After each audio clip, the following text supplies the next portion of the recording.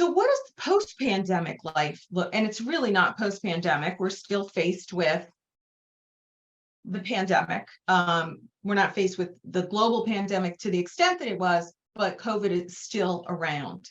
But this is what the workforce now looks like. We've got people working at home with babies or toddlers next to them, right? We've got people in the office part-time, maybe 2 days, maybe 3 days. And in some places, we've got people who are working fully remote. And I will tell you, this is the model of the future. We will not go back. There will be some places that want their employees back 5 days a week, but it will be essential kind of jobs and careers where people have to be present. So here are some of the pros and cons of hybrid work that you should be thinking about as you're navigating through this new environment. Some of the pros. People really are working more hours being hybrid and remote. You don't have the commuting time. You can get right up, get in front of your computer. And for those employers who want their employees on from 9 to 5, they've got it.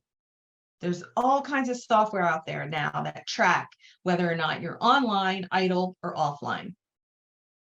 Another pro of hybrid or remote work is that it provides work-life balance and it can boost productivity. Personally, I probably got more done working in a hybrid or remote environment than I've ever gotten done in the past. It also helps with recruitment and retention. In the recruiting world, some of the questions that are asked by candidates when interviewing, and this is right up front because I have been recruiting for some nonprofits, is what's the work arrangement? Is it hybrid? Is it remote? And they want to know, if it's hybrid, how many days of the week they're in the office or working from home. IT security is, I would say, much more secure than it's ever been, right? And we have cloud access to a lot now. The other thing is that virtual connections with people we now have. We do it through, again, Zoom, Ring Central, WebEx, Teams, you name it, but we've got that virtual connection with people. And again, hybrid and remote work is the future. The cons are the autonomy, right?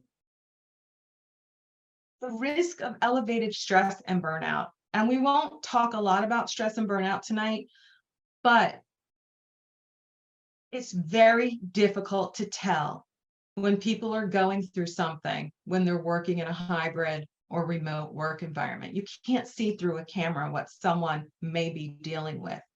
And if you don't identify the signs of stress, acknowledge them, and do something about them, they lead to a chronic condition called burnout. Another con is the inability to measure those who aren't productive. There is software out there now where we can do that. But in the beginning of the pandemic, it was really difficult to measure productivity. Training is difficult. If you didn't have a learning management system where training was automated, it made it very difficult to train new employees. And there was all kinds of security issues. Morale suffers in a hybrid and or remote environment in some instances. Not everyone works best in a hybrid or remote work environment. We don't know the folks who want to go to work for whatever reason, but maybe they were getting away from an environment that wasn't great for them. And it's also difficult for organizations who believe that relationships are built face-to-face in the office. There was a CEO, I believe it was a CEO of Google, who said, you can't build relationships and gain skills to be a manager without being face to face. And there's a lot of back and forth about this and a lot of argument about whether or not you can really have those deep relationships virtually. But it is a con of a hybrid and a remote work environment.